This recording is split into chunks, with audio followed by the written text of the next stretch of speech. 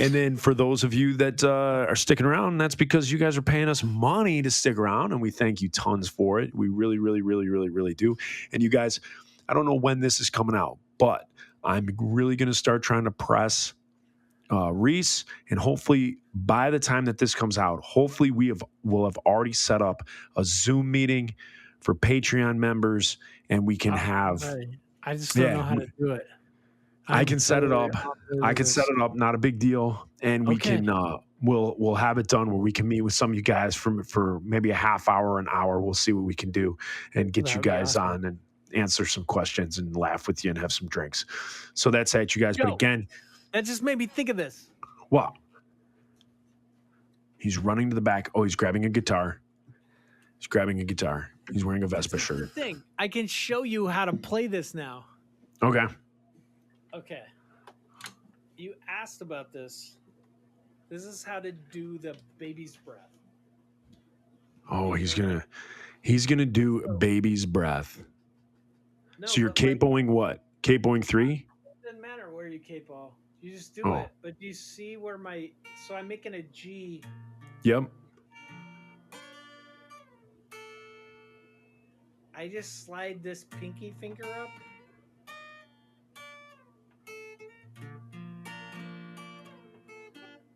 And then I go to C. But I put this pinky down.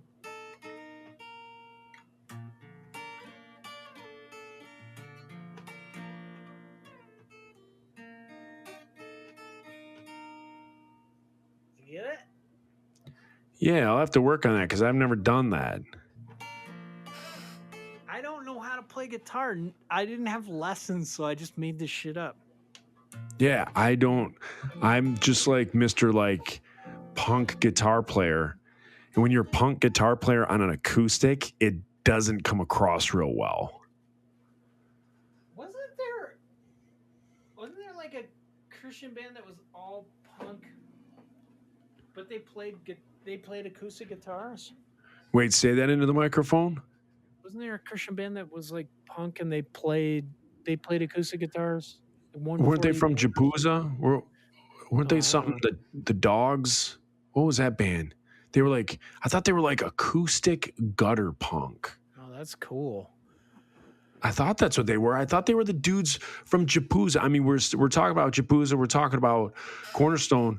I thought there was a band. It was like gutter punk acoustic. And I thought they were the dudes with like the 3-foot mohawks from Japuza that were always at the skate ramps. It wasn't Crash Dog. It was some other Crash Dog. That's what I'm thinking of. They weren't acoustic gutter punk. No. They had electrical instruments. Okay, that's what I was thinking. I was thinking they were acoustic. Okay. What would an acoustic gutter punk sound? I don't think it would sound good. There was some band, 121. It was like a number. Oh, really? It was decent. Yeah. It was cool. Because, like, I think when you're writing, a lot of people write on acoustic guitar, and they're just like, let's just make that's a how I band do of this. Yeah. Yeah. Well, cool. Because we're going back to the nostalgia of Cornerstone. And a few things that I always loved about Cornerstone, because you talked about how it's just this amazing thing.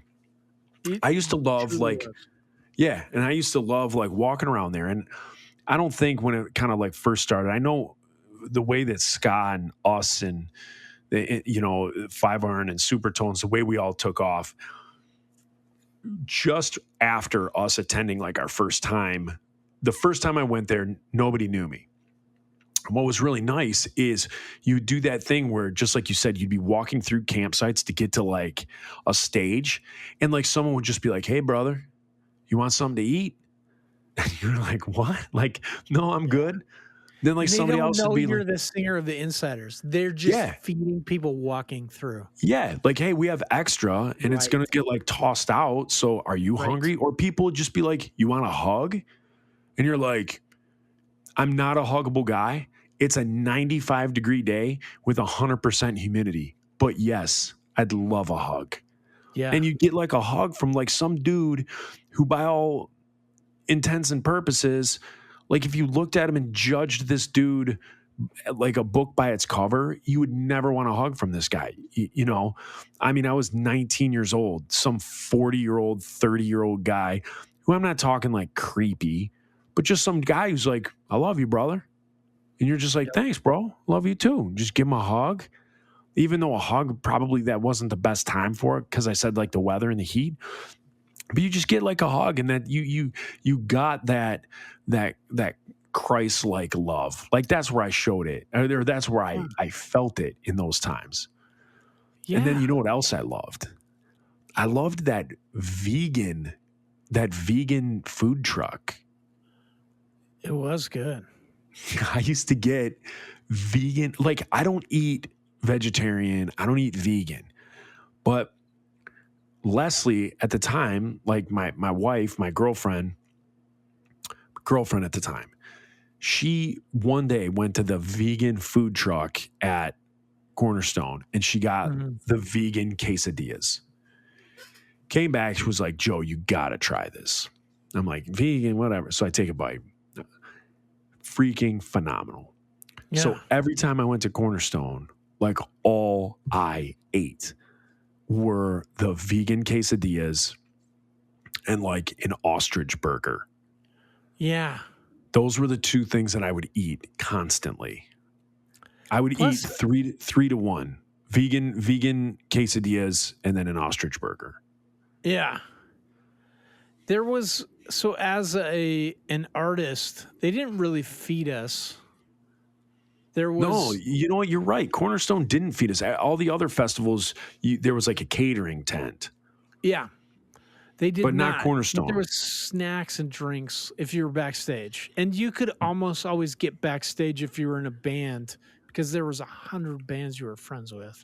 Yeah. And you could just be like, hey, man, yeah, okay, I'll come up on stage with you. And then steal their water or whatever. Yeah, or some Cheetos. Yeah. But like, there were remember there was that store.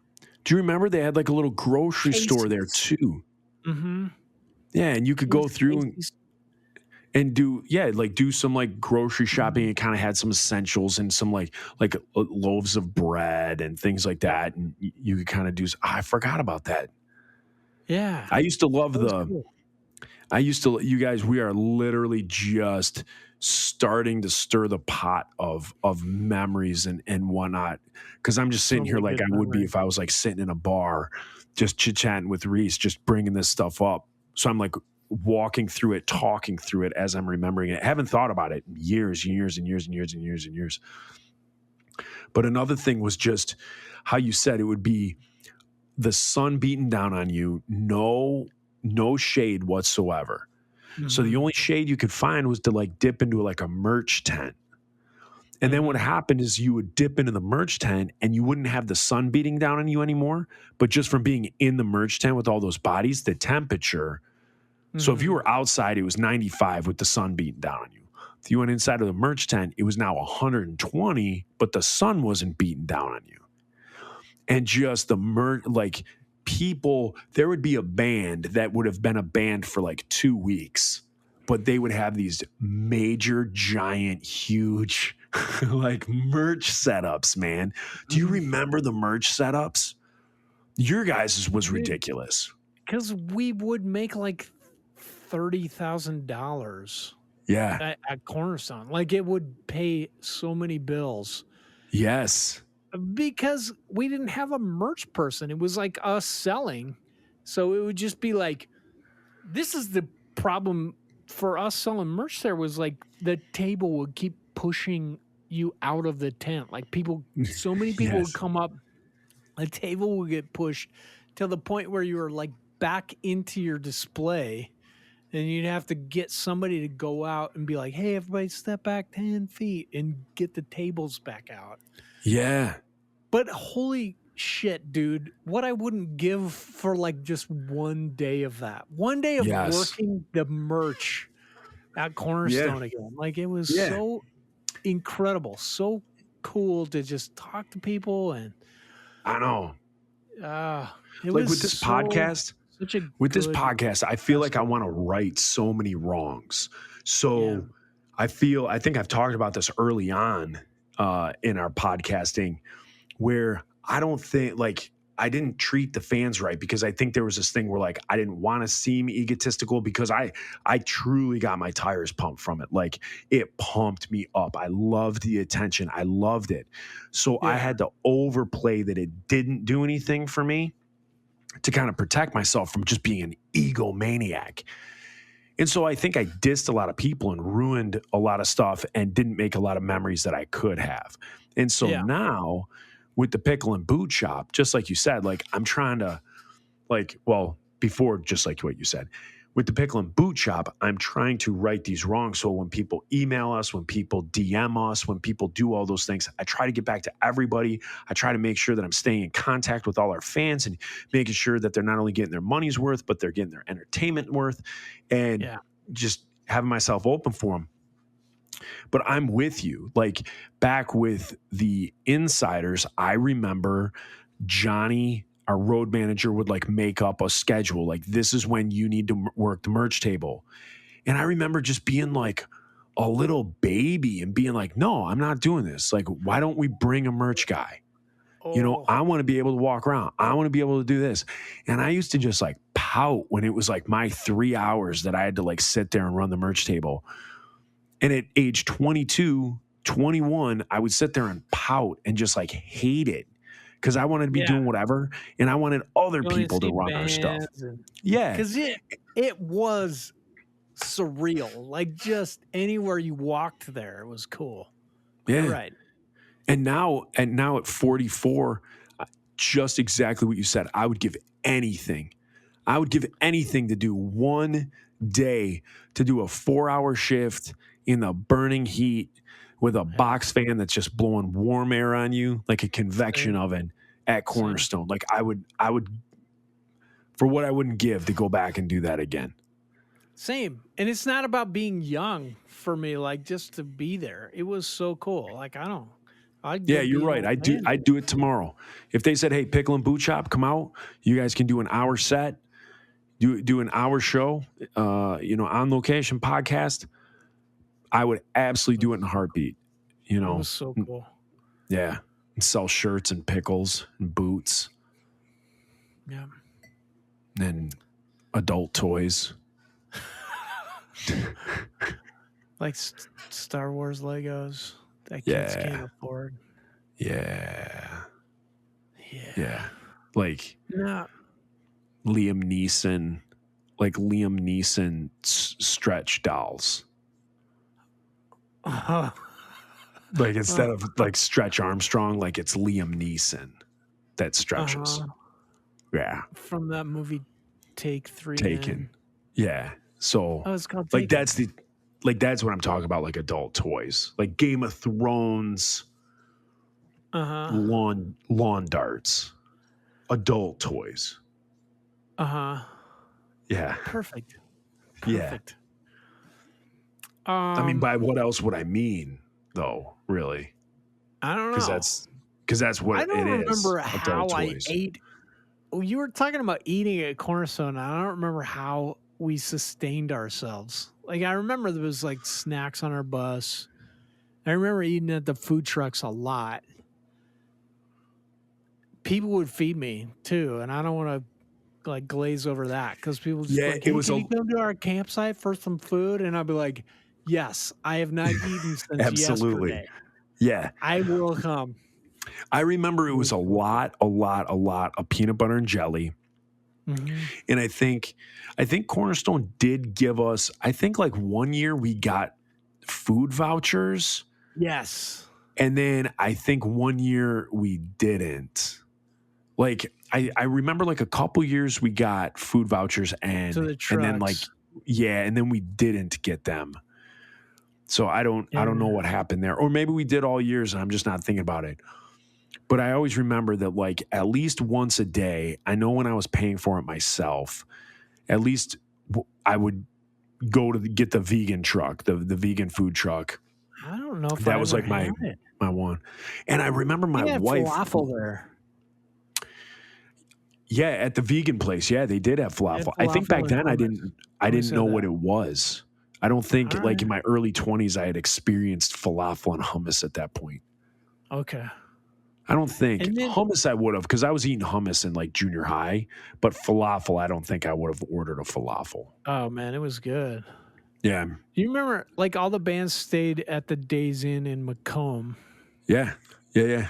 and it was like like man, I think I got Legionnaire's disease one year from like sleeping under the air conditioner. But like it was Just it pneumonia. was yeah, they would be like, okay, you're playing, and you would book it like in August the year before you played to just be Correct. like, okay, we're playing Cornerstone, we're gonna play there, and you got us a space at the at the Days Inn. And I don't know if we got 3 rooms, 4 rooms, or 2 rooms, but I do remember sleeping on the floor Yeah, and getting Legionnaire's disease.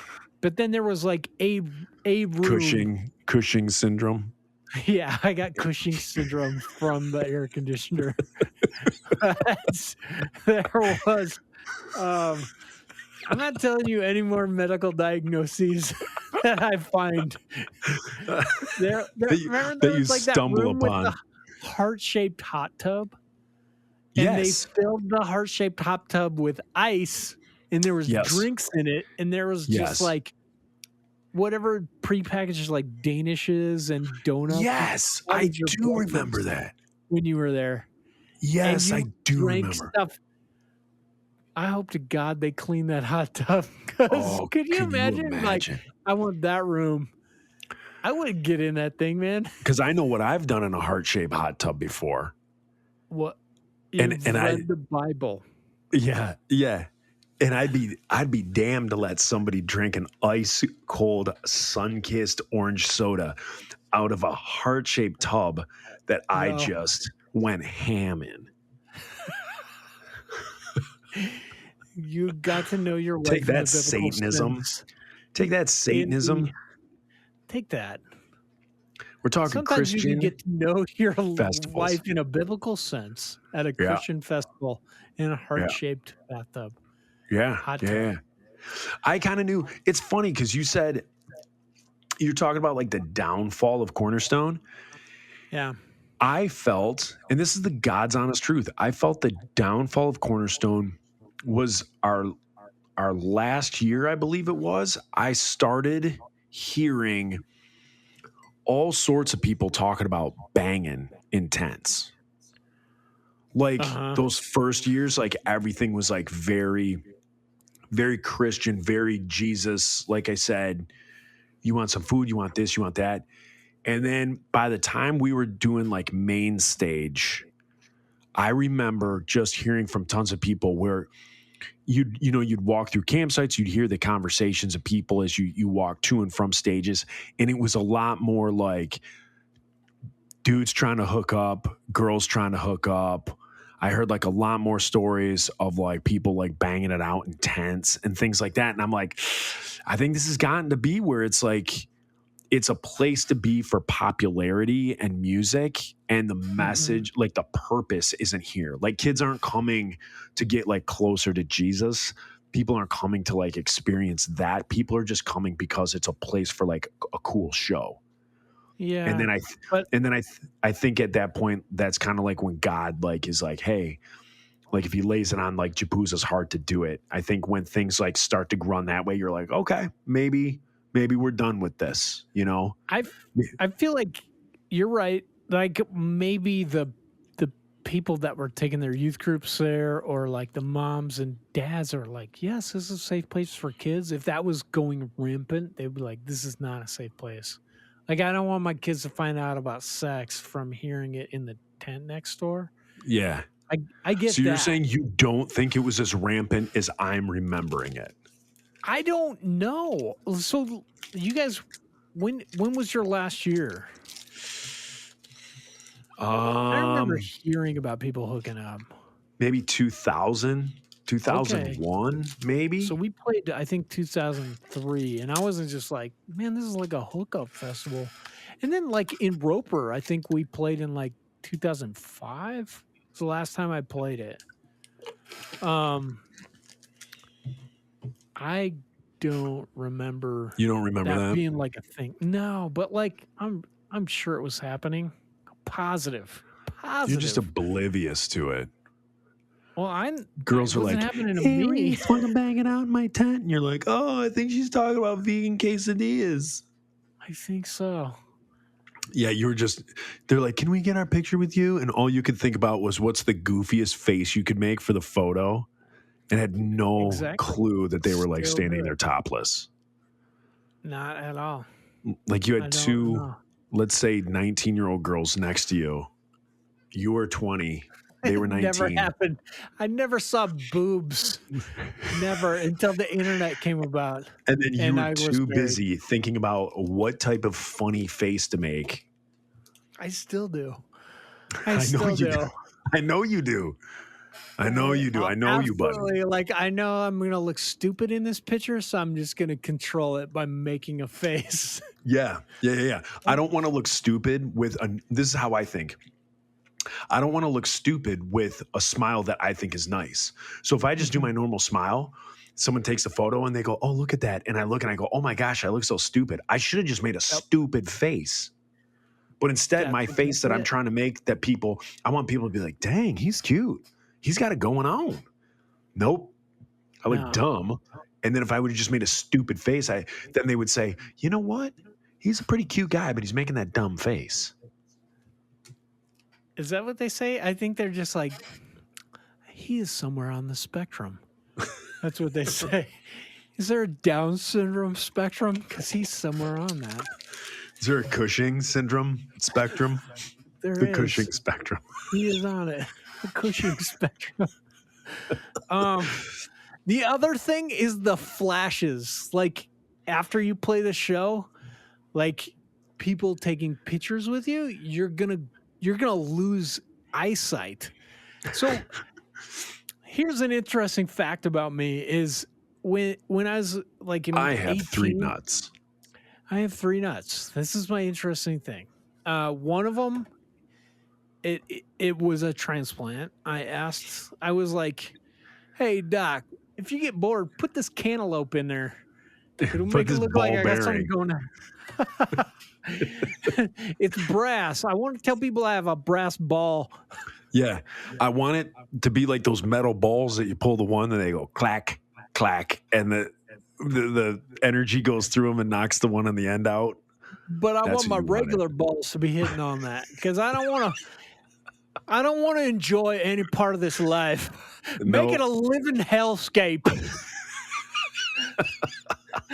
So, no, but like when I was 18 or so something, I went to the optometrist and he was like, "Do you know you have a blonde fundus?" And I was like, "What?" You were like, "My drunkle told me that once." My drunkle did. He took me down to the basement. He was like, "You want to watch some?" Showed me his train set and told me I had a blonde funkle. Blonde funkle. So a blonde fundus, your fundus is like the back of your there's a part of your retina that is supposedly colored with melanin. And I don't have this. It's like some sort of like my people came from Vikings and you don't have this because you're so white. You're so white. You don't even have the melatonin that you should have in your eyeball. You can't even make that shit work. Like, don't forget about rapping and basketball, dude. You don't even have melatonin in the back of your eyeball. Yeah.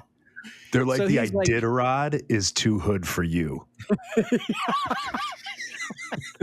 You don't even try. Don't even try it. Don't even try it. So yeah.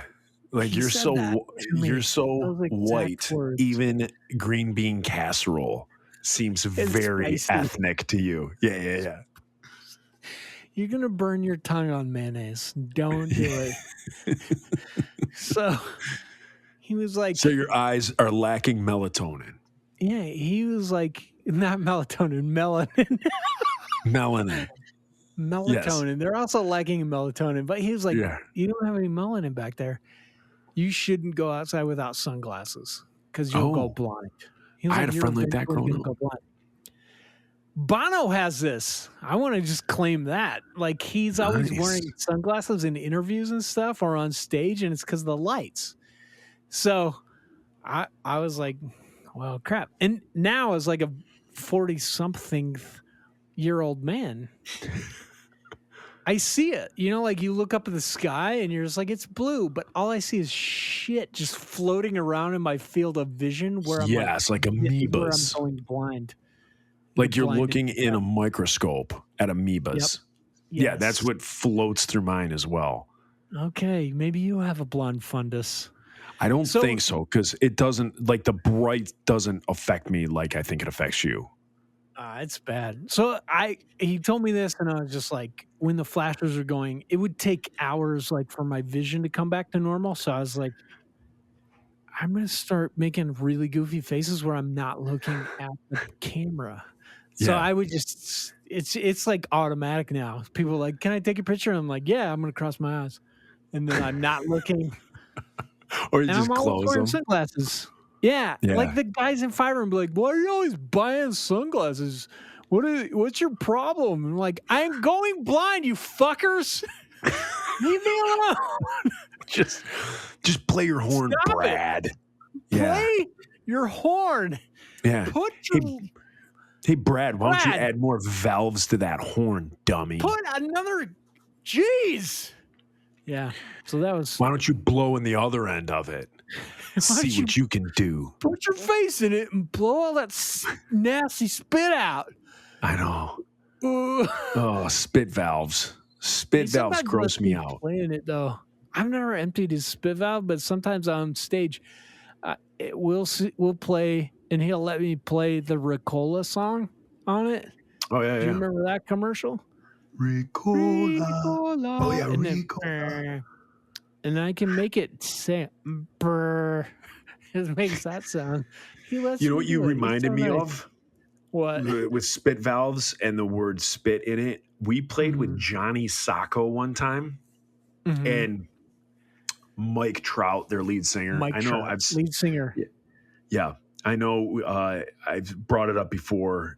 Trout is only half of his last name. It's Trouton or something like that. Trout We call him Village. Trout. So one time Hashtag we played with him. Johnny Sacco. Hashtag Johnny Appleseed. Mhm. What I saw this man do is at the beginning of a song, he inhaled and snorked up in his nose the largest phlegm wad, snotty phlegm wad I've ever seen in my life. And we were playing this club that had a really, really, really low ceiling. Uh-huh. And he spit this giant goober up onto the ceiling right at the beginning of a song. This sounds made up, but this is absolutely 100% true. Does not sound made up. I believe it. He horks this thing up from like the top of his nasal cavity, spits this thing out onto this low ceiling. Through the entire song, it's like dripping, it's stretching further and further, just like a stalactite, just dripping. And literally, as they played the last note, bank, it lets go right into his mouth. Oh my gosh. So through this entire song, this big snot wad is like slowly dripping and then lets go. And he's right there with his mouth open. Boom. Just takes it right back into his mouth. It was the most impressive, grossest thing I've ever seen in my life. It was us and Johnny Sacco. cool. We played at the Mosquito Club somewhere in Michigan. I forget where it was, Livonia, Farmington Hills, So somewhere, but it was cool. called the Mosquito Club. Oh, it was disgusting. Absolutely disgusting, but amazing at the same time. Oh my gosh. Joey Reason